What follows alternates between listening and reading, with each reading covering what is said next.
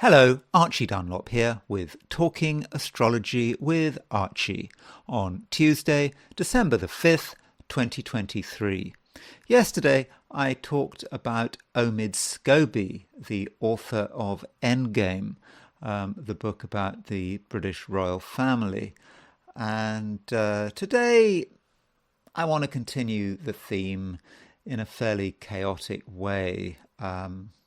I primarily wanted to talk about Princess Catherine, Kate Middleton, whatever you want to call her, her horoscope. But I think I'm going to be fairly chaotic and sort of look at the charts quickly of a number of members of a royal family. It's sort of like a bit of an update. I already did a bit of an update on King Charles III a few days ago. So my prime question is, this this I won't call it a scandal. This allegation about Prince Charles and Princess Kate. That's I don't know. I don't even know if it's an allegation. It's just a suggestion that came up in a Dutch translation of the book. That maybe they were sort of questioning the skin color of Meghan and Harry's son, Prince Archie. I don't know, it's just become a big scandal. Or no, I don't know. Again, it's not really a scandal. It's just a talking point. It's a sort of a vector of attack. And so I was kind of interested in asking the question, is it going to cause her any damage? How is she faring? What's going on in her life? So that's really what I wanted to look at. That's the main thing I wanted to look at in this video. But I did want to look at some other charts. I wanted to look back at Omid Scobie's chart. Maybe look at the chart of Prince William a bit. That kind of thing. Prince Harry, yeah, got to talk about Prince Harry again. Meghan again, why not? So, yeah, it's going to be quite chaotic, this video, just, switching back and forth between various royal charts. Now, I should say, me and royalty, what's my opinion? To be honest, I'm completely ambivalent. I don't live in the UK. There is this view that if there's this view that it's completely undemocratic having royalty, that it's better to have a president. But the great thing about royalty is it's undemocratic. There's no fiction that it's democratic. If you were electing a president, you have this fiction that it's a democratic process. Of course, it never is a democratic process. It's just one or two cliques choose their candidates and they present them to the populace, and the populace have to make a choice, but it's a kind of a forced choice, and really it's not much more democratic than having a king. So yeah, I'm completely ambivalent about whether or not it's a good idea to have kings, certainly in terms of the UK, kings and queens and whatever. But anyway, before I talk about the royal family, I want to look at the astrology and I Ching for today, which is Tuesday, December the 5th, 2023. So here we go. Top right, that is Princess Catherine, Kate Middleton, Princess of Wales. I don't know what you're supposed to call her. So main theme today, it's not an incredibly exciting day. Moon is still in Virgo. There it is, Moon 18 Virgo, making a trine to the planet Uranus. So Moon in Virgo, we are sensitive to our material environment. What we eat, what we breathe in, the details of our environment, and we're going to notice things.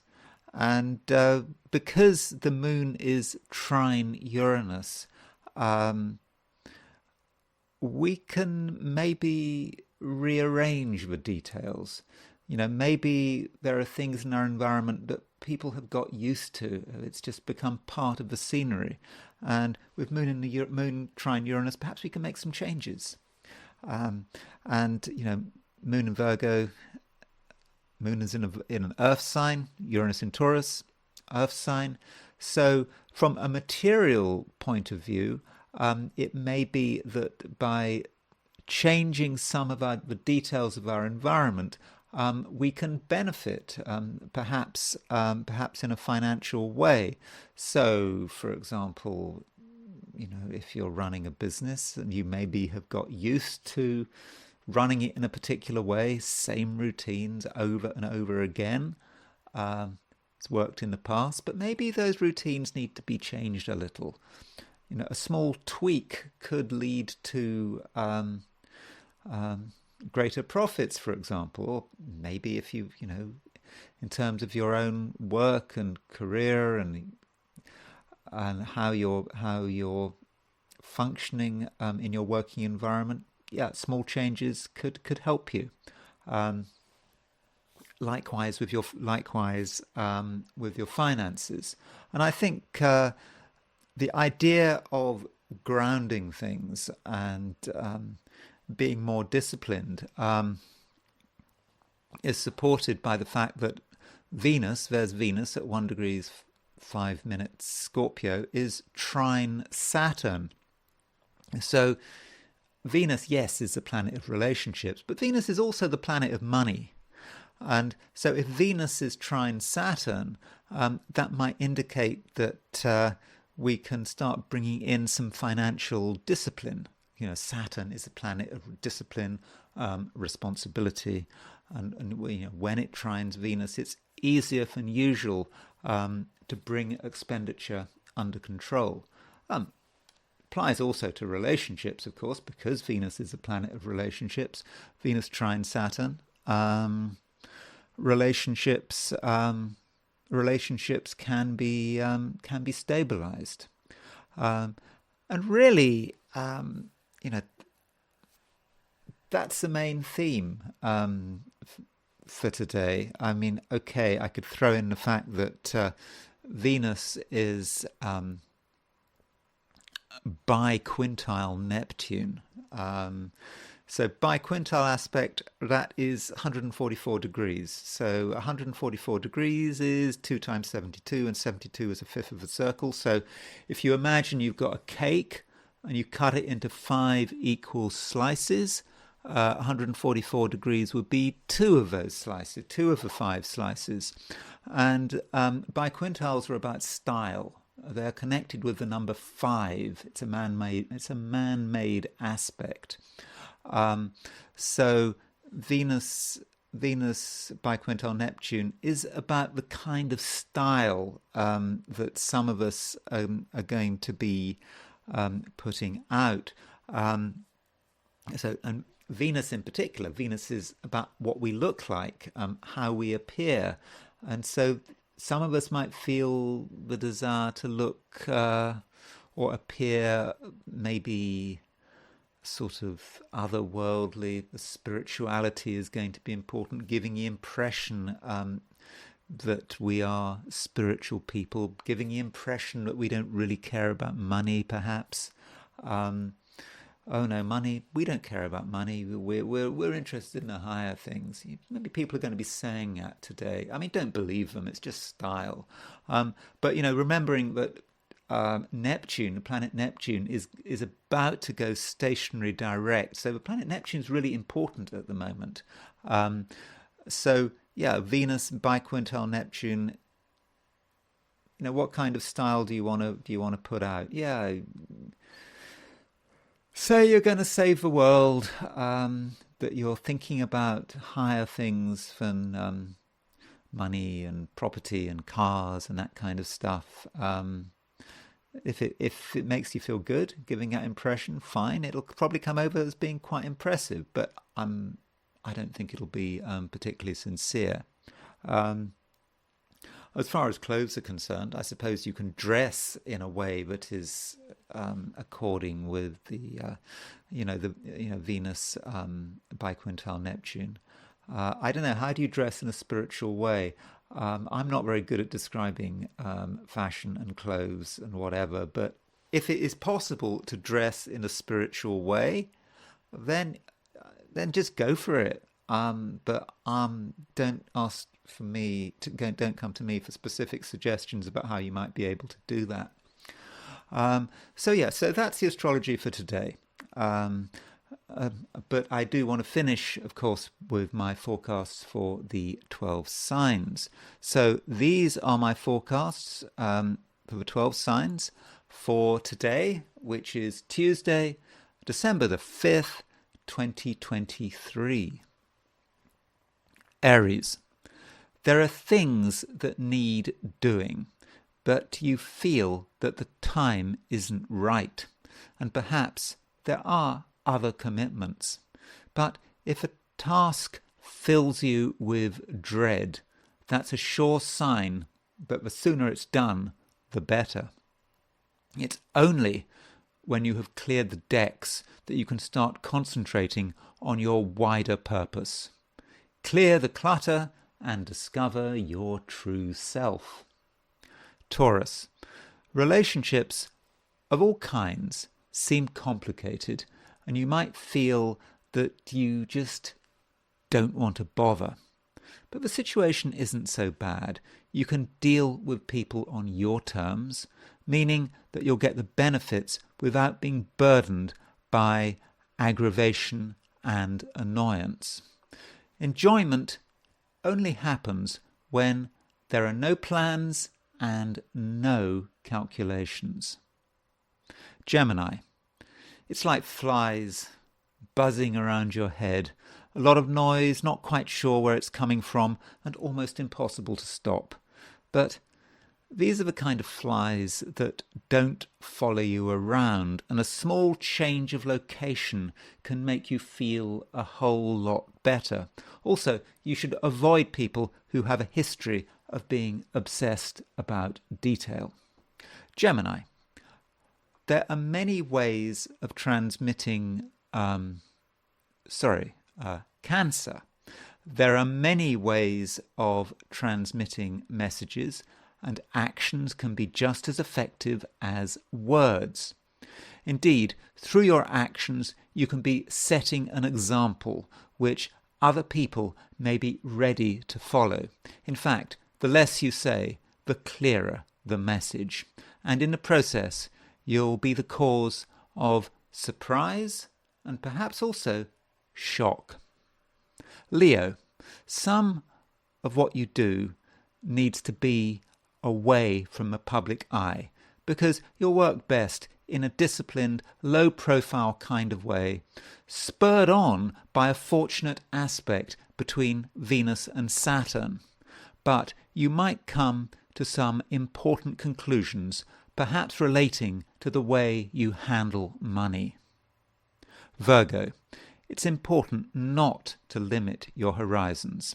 While it's easy to focus on the material details that are right in front of your nose, there are other things that you need to pay attention to. You'll then see that your overall approach is too restrictive, and if you do things another way, you'll be happier and more satisfied. Just because something is exotic doesn't mean that it should be rejected. Libra. It seems that you are doing nothing. You might even find yourself being ignored. But there are things going on. You're noticing what's going on in the world, and you're making calculations, and this gives you a powerful advantage. People won't know what you're going to do next. And a financial bother can be stabilized or even removed. Scorpio. People are attracted to you at the moment. Maybe it's your charisma or perhaps your knowledge, and in most cases you'll be given the benefit of the doubt. You can therefore take active steps to organise the people around you and to point them in a particular direction. This does put you in a position of great responsibility. Sagittarius. People expect things to be organised in a particular way, and small changes can be disruptive. And right now, with the moon making a trine aspect to Uranus, you have a chance to rearrange things.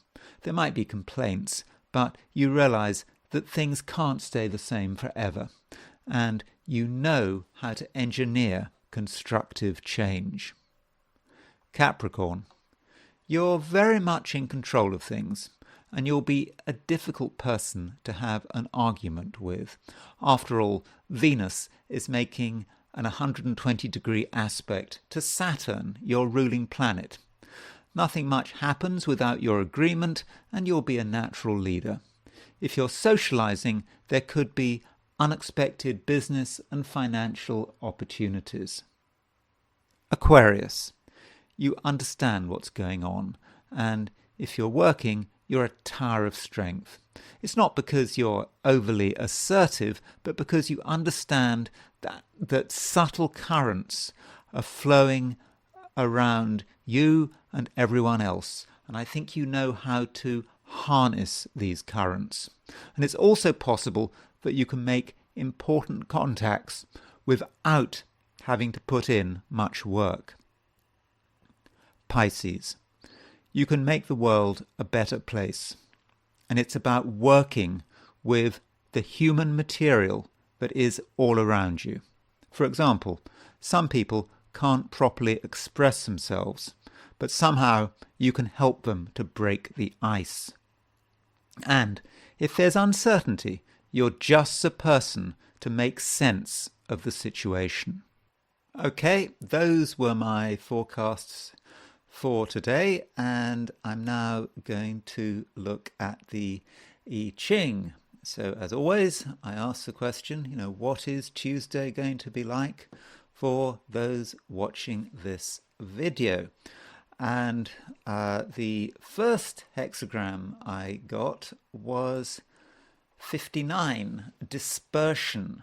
And it gives us the idea of heavy rain, or perhaps even a flood. Everything gets washed out, washed away, and this might seem,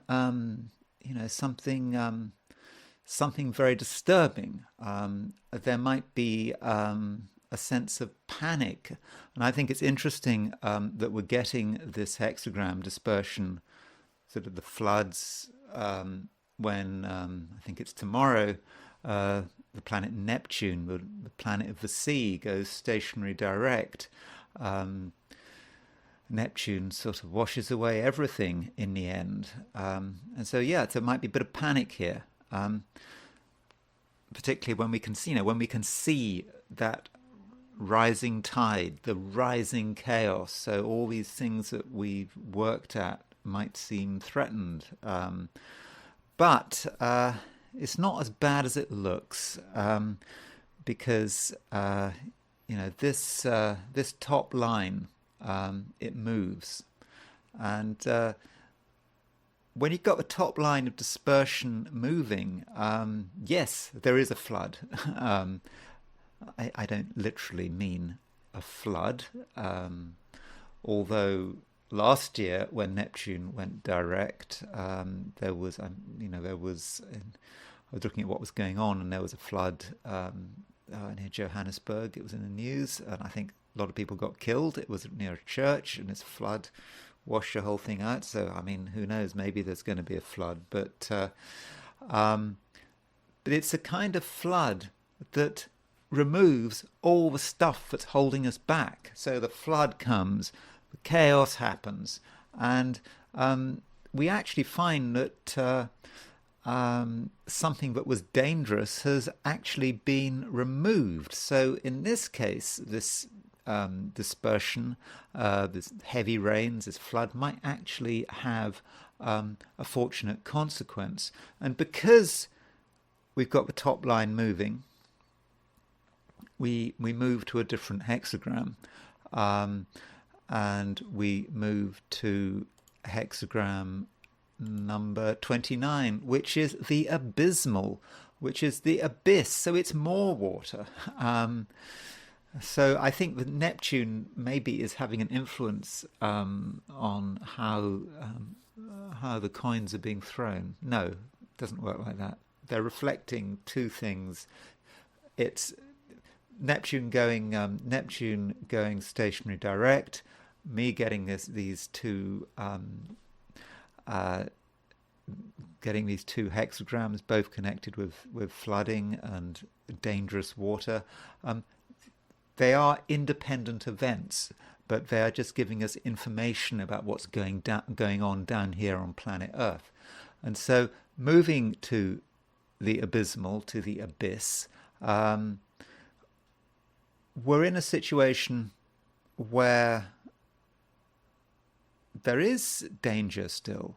Yes, a lot of danger has been removed, but there is still some danger. But it's the kind of danger that we're actually very aware of. And in fact, we had the abysmal yesterday. So it's danger that we are used to. I don't think we're complacent. We understand that we have to be, but we have to be careful, and we have to have an appreciation of nature. We have to let the forces of gravity work in a natural way. We mustn't try to change the laws of nature, change the laws of physics, because if we do that, then we're in real trouble. But I think through this concept of repeated danger, we're able to make the right decisions, and as a result, we're not going to get into too much trouble. Okay, so that's the I Ching, and I'm now going to move back to the astrology, and I want to look at some royal charts. Okay, so yes, my main intention was to look at the horoscope of Princess Catherine, Kate Middleton, to ask the question, is anything really that terrible going on in her life at the moment? Because she is the news. She's in the news a lot. I think it seems likely that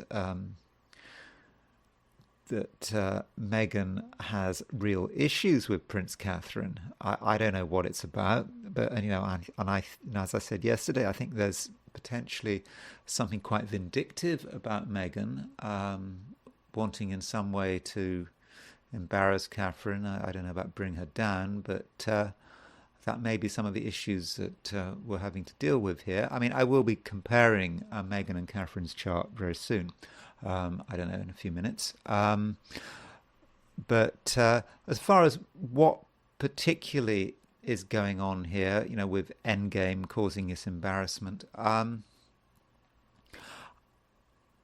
firstly, let's consider her year, 2023. Her solar return. She had her 41st birthday, beginning of 2023, and let's look at her solar return. This was her solar return, January the 9th, 2023, the beginning of the year. And we can see in her chart that there are some problems straight away in her solar return. So this chart, for the moment the sun returns to where it was when she was born, happens every year. January the 9th, 2023, I take the place she was born. I know that might be controversial. I know some people like to take the place where someone actually is on their birthday, but I like to use the birth, the place of birth.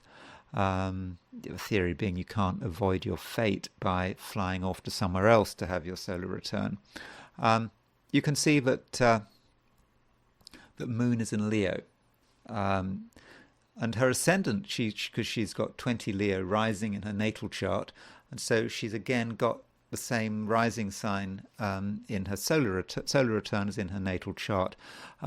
Very often when you have a solar return which has the same ascendant sign as the solar return, as the natal chart, it can be an important year ahead. And also we've got the moon in Leo. So this moon, you can see, is opposition Saturn. So the moon is applying to an opposition of Saturn, moon in the first house, Saturn in the seventh house. So that does indicate that it's going to be a difficult year for her. And Saturn in the seventh might indicate enemies. Venus is also on the seventh house cusp. Venus in Aquarius. Venus might represent, the seventh house is the other, might represent perhaps another woman, Venus, who perhaps does not wish her well. So yeah, this Saturn return, I think, is difficult. But I think having Moon opposition Mars, yeah, I mean that is something of a problem.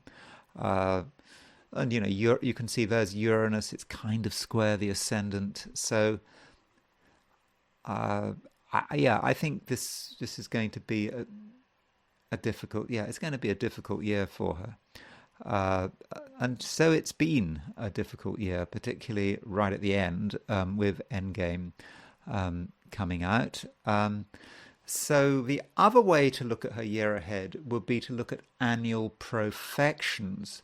So going back to Catherine's natal chart, so annual profections is the idea that you can really associate a sign with each year of birth. So when you're born, if you've got Leo rising, the first year of life is ruled by Leo, and Leo's ruler, which would be the sun.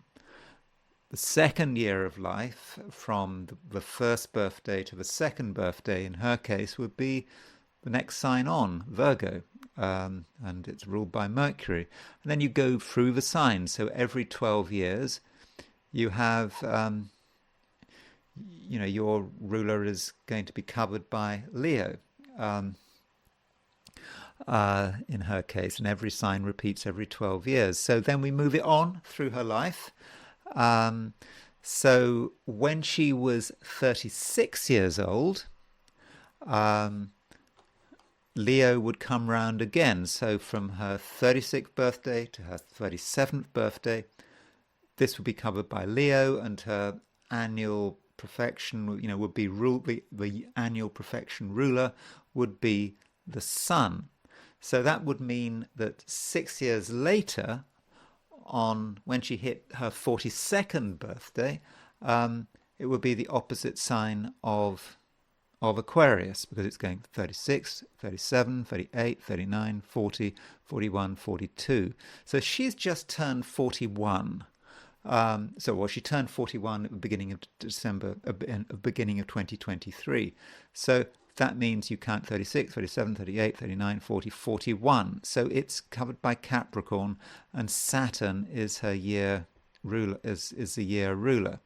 Now, there's a problem here because she was born very close to a full moon, and full moons can be problematic.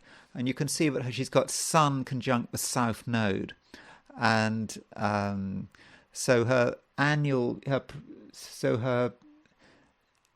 this sign Capricorn, you have to look at the state of this sign Capricorn, and you can see that her Sun is in Capricorn, it's conjunct the South Node, full moon. So I would have said that this is quite a stressful time for her this year.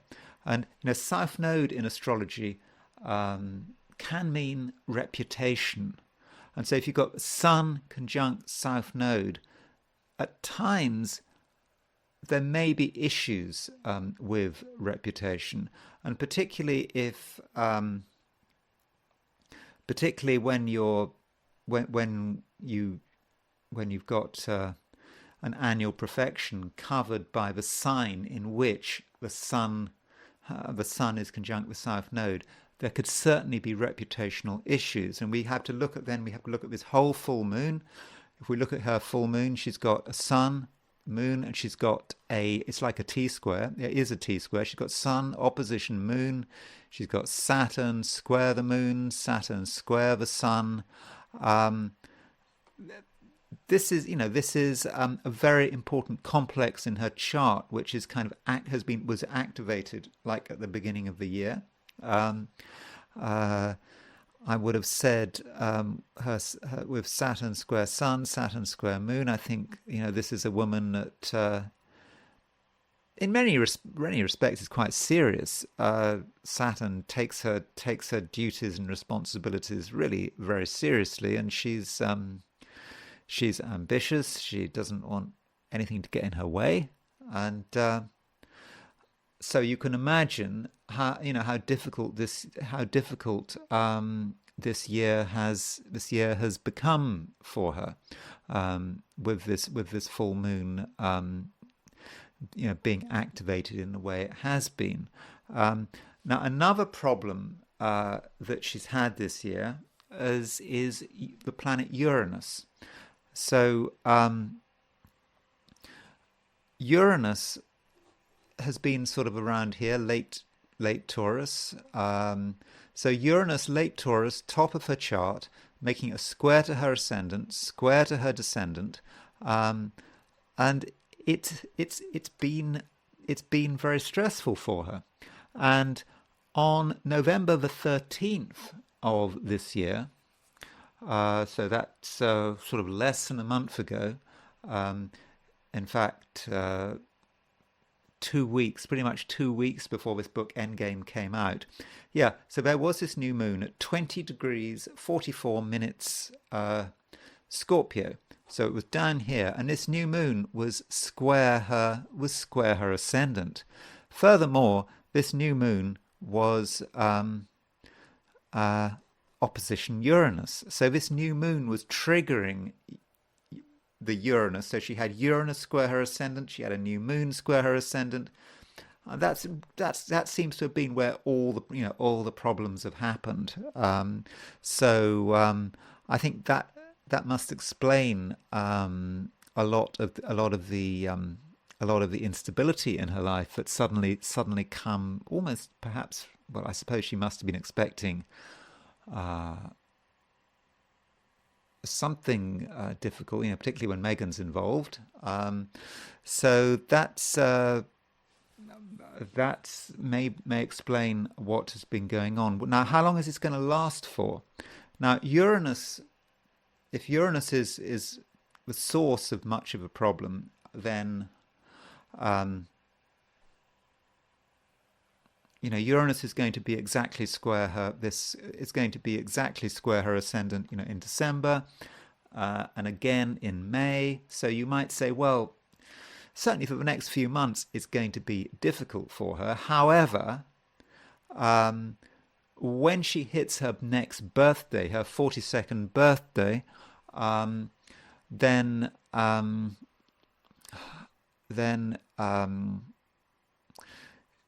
the sign covering her perfections changes. It moves from Capricorn to Aquarius, so the 7th house. This always happens to all of us at the age on the 42nd birthday. 42nd birthday, we have a perfection relating to the sign on our 7th house. Now, Aquarius, like Capricorn, has a Saturn rulership over it. Her Saturn is strong. Her Saturn, in Libra, it's a very strong Saturn, and I think that must give her some protection. Also, she's got Mercury and Venus, a Mercury-Venus conjunction in her seventh house. So after her next birthday, that Mercury-Venus does become very prominent, and that's this Sun conjunct the South Node, opposition the North Node. It loses its strength. The full moon isn't such a big issue anymore. So probably after her next birthday, things may get a bit easier for her. And of course, she gets another solar return. So she moves from one solar return to another solar return. This solar return, I don't think is quite so difficult. Still, you've got Mars, the Sun and Mars are sort of widely conjunct her IC. She's sort of got midheaven on the Sun-Mars midpoint. So, I mean, I think there are going to be a few issues there with this solar return. I don't think it's all plain sailing, but I'm guessing that probably after her birthday, things are going to get a little easier. But one problem might be the new moon on February the 9th. So on February the 9th, the new moon at around 20 Aquarius. So she's got new moon at 20 Aquarius on February the 9th of next year. So going back to her chart, so she's got a new moon on February the 9th of next year. That new moon is right on her seventh house cusp, and this new moon is square Uranus. So having new moon there, maybe that might suggest more allegations, more attempts to bring her down. You know, the seventh house is about her enemies. So that is something for her to watch out for, that new moon on the 7th. But I don't know. I don't know if it's going to be any worse than the new moon she had on November the 13th. Probably not quite so bad.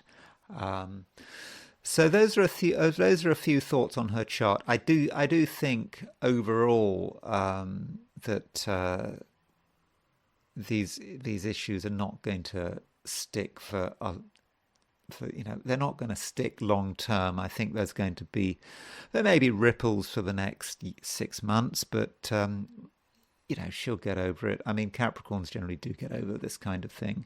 Now, one thing I did want to mention about her chart is this full moon. I just can't. You can't really avoid this full moon in her horoscope. And I think it's something we don't kind of see, do we? I mean, we see this woman who seems to be very much in control of her position. Everyone seems to, it's certainly in the British media, seem to love her. But there is this full moon, and I think this full moon is about someone who really thinks it's important to hold everything together. I mean, she has got Sun conjunct the South Node in Capricorn in the 6th house. So the South Node is the line of least resistance. It's what she finds easiest. So she wants to be organized. She wants to be together. She wants to, perhaps control everything. But it's just a bit too much. And her North Node, the place she should be going to, is in Cancer, and there's a moon in Cancer. So her moon is actually, even though it's in the 12th house, is actually very well placed, because the moon rules Cancer. Furthermore, she was born at night, 7 p.m. In January, when it's definitely dark in the UK, and so the moon likes nighttime charts, and the moon is above the horizon, so the moon works best at night when it's above the horizon, and the moon is a feminine planet, and Cancer is a feminine sign, and it's conjunct with the North Node, so the moon is very well placed in her chart. So she really kind of needs to sort of feed into the moon, and maybe that's that's perhaps a challenge for her to be. I mean, I suppose if you're a member of a British royal family and you start to sort of adopt the habits of a British royal family, you might there's a tendency to sort of be restrained and reserved, and perhaps a bit of emotion wouldn't go amiss, showing showing the public she cares. I think she does, but maybe she needs to do more of it. Remembering that moon is square Saturn. It's difficult for me to comment much more on that because I'm not really obsessed with the royal family. But if you're really watching the British royal family, that might make more more sense to you. Now, one other thing about Catherine's chart is Jupiter. Now, right at the end of this year, December 2023, Jupiter goes stationary direct at around 5 Taurus. So this is exactly on her midheaven. And Jupiter on the midheaven, traditionally is considered to be quite good. If you've got transiting Jupiter on the midheaven, I suppose it's a good time to sort out your career and to project yourself outwards to the public at large. And so maybe this is what she needs to do. She needs to start some new initiative to put all this this Endgame, all this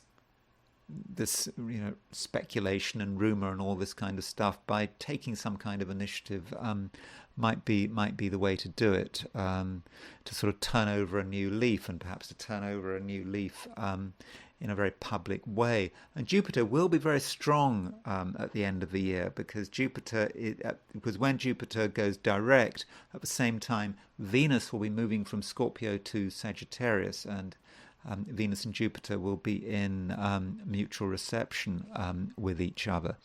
Now, this full moon theme, I do think it is important, not just for her. I mean, look at her son, her first child, Prince George. Now, Prince George, he was also born really close to a full moon. I mean, his son is at just about to go to Leo, moon just about to go into Capricorn, and interestingly, at his Prince George's next birthday, so he will be 11 next July, at the end of July of this year.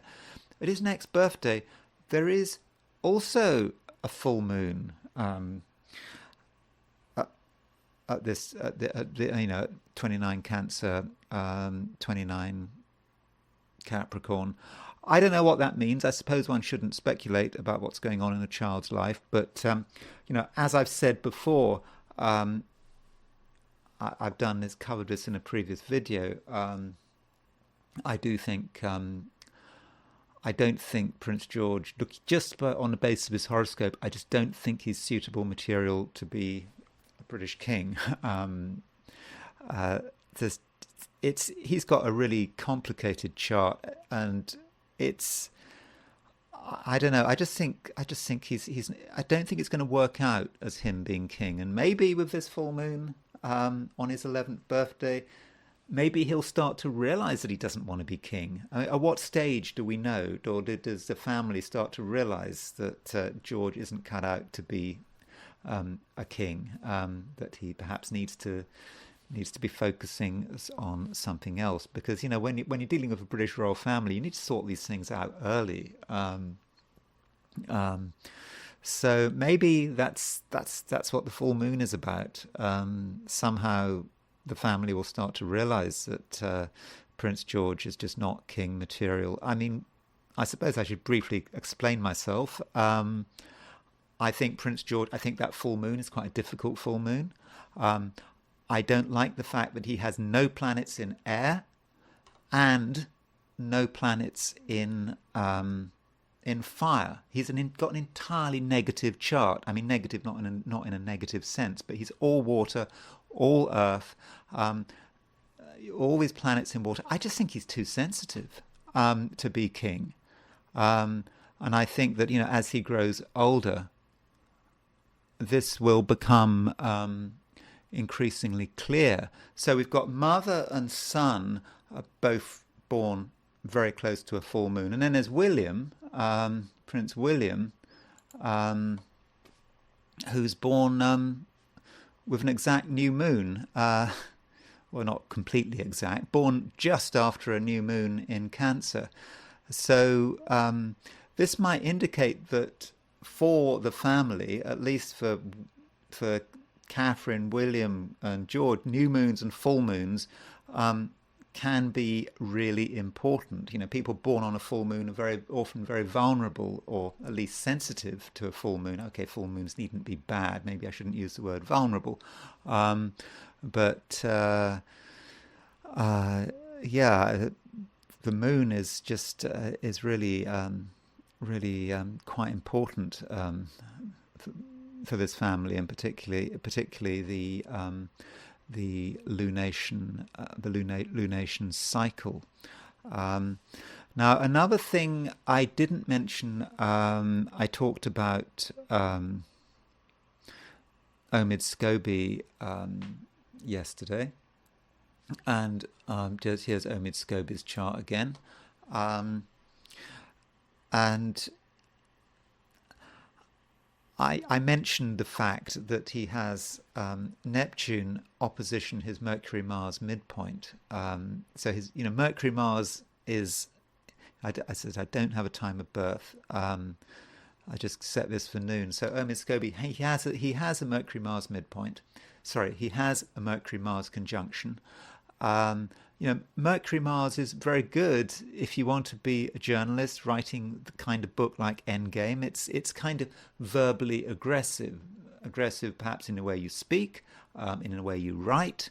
And with Neptune on the Mercury-Mars midpoint, one can be quite destructive through the power of one's words, written or spoken.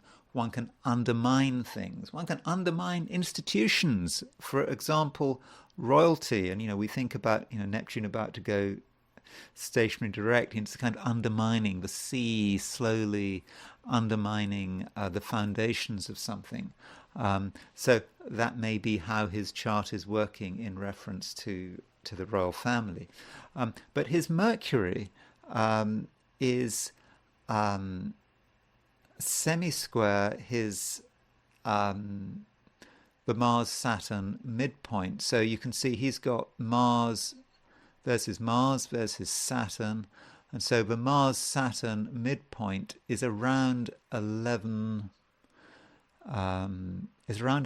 Leo, and so his Mercury is semi-square his Mars-Saturn midpoint. So Mercury is how he communicates. Mercury is how he writes, and Mars and Saturn, they can be about death, destruction, delay, whatever, but destroying something through the way one communicates we see that again with his Mercury hitting aspecting his Mars Saturn midpoint. Now I've already discussed how Scobie and Meghan Markle's charts, they really tie in very well because they're born so close to each other. Omid Scobie born July the 4th, 1981. Meghan Markle born August the 4th, 1981. They really connect with each other, and Scobie, and I mentioned how Scobie's sun at around 12 Cancer is exactly conjunct Meghan's Mars. Now, Meghan's Mars, I've been thinking a lot about Meghan's Mars recently.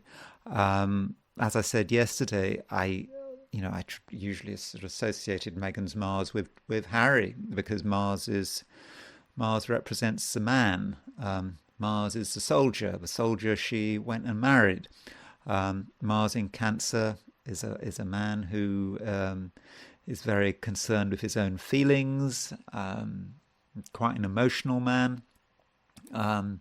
So that was how I thought about it. But then when I saw Scobie's sun on her Mars, I was thinking, well, it may mean something else.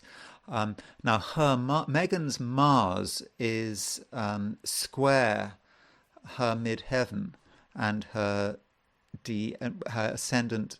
Sorry, her midheaven and her descendant. And I'm thinking about that, and I'm thinking that's important, because midheaven, the MC-IC axis, it's about one's parents. In the Western tradition, the midheaven is usually the mother and the IC is the father. Some people see it the opposite, but in the astrology I've learned that's usually how one sees it. And she's got Mars square her MC and IC.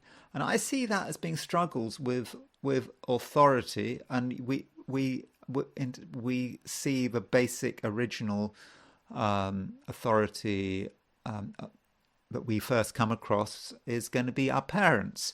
Now, I understand she gets on fine with her mother, but we always hear about how she's fallen out with her father, and so that Mars square her MC-IC axis may be about her original sort of falling out with her father, and then she gets married, and Prince Charles, King at the time, Prince Charles, walked her up the aisle, which seemed a fairly generous gesture. So he was kind of taking on the role of father, and so in a way, perhaps in a ritual sense, by leading her by taking her up the aisle to be married, he was, I'd say ritual sense, almost in a magical sense, he was taking on the father role, and then taking on perhaps all the antagonism that she felt towards her father. So her father,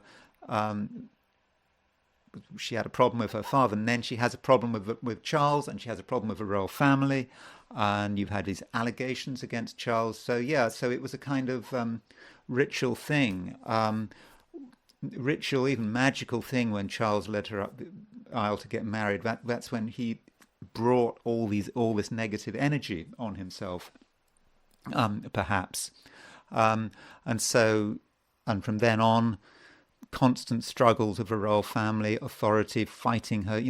This originally started as some childhood struggle, and now it's blown up towards the whole British royal family.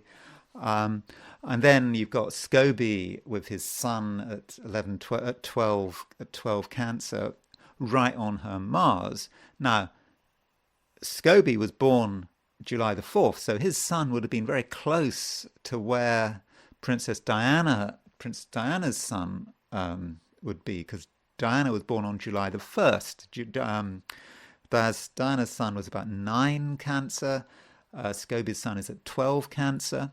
Now, if Diana had have still been alive with her sun conjunct Mars, I think it's a pretty sure bet that Diana would have had a terrible relationship with Meghan. Meghan and Diana would not have got on. I do not believe that, because Meghan would, of course, have seen Diana as just another authority figure, and she would have completely resented it and so forth.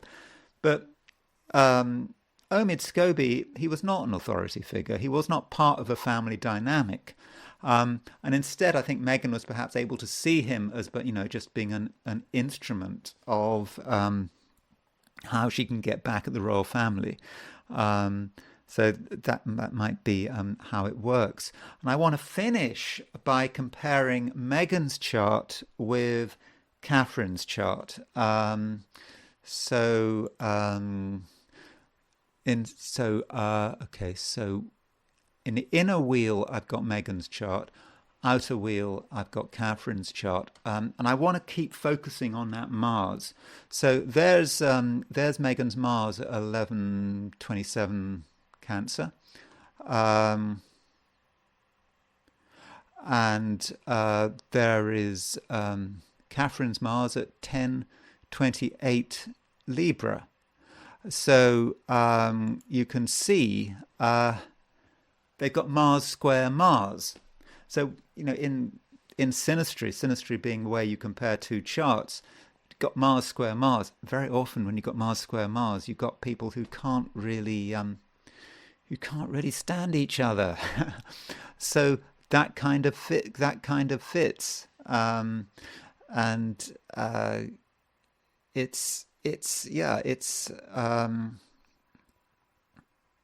it's a real problem. And in fact, matters are made worse by the fact that you see how Catherine's Mars is at 10:28 Libra. So in fact, Catherine's Mars is right on Meghan's IC, the point opposite the midheaven, and of course square Meghan's Mars. So yeah, it's not surprising that these two women really don't get on with each other, and I think that Meghan finds her threatening. You can look at the Mercury. There's Catherine's Mercury, 6 degrees Aquarius, opposition Meghan's Mercury at 5 Leo. I think that's a really nice opposition in terms of a way of describing how astrology works. There's Meghan's Mercury in Leo, wanting lots of attention, being very into herself, talking about herself, being herself. It's all about self. And then you've got Catherine's Mercury in Aquarius. Aquarius not being into self, not really being impressed. Being in air sign, being quite cerebral, that doesn't really work, does it? Meghan perhaps is almost kind of offended by that. And Catherine's her Mercury Mars conjunction is opposition Mercury. And sort of Meghan just can't deal with that because it doesn't put Meghan in the center of things, and Catherine is not going to do anything to boost Meghan's ego.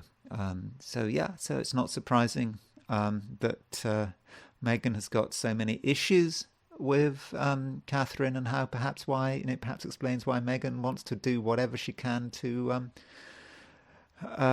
bring Catherine down.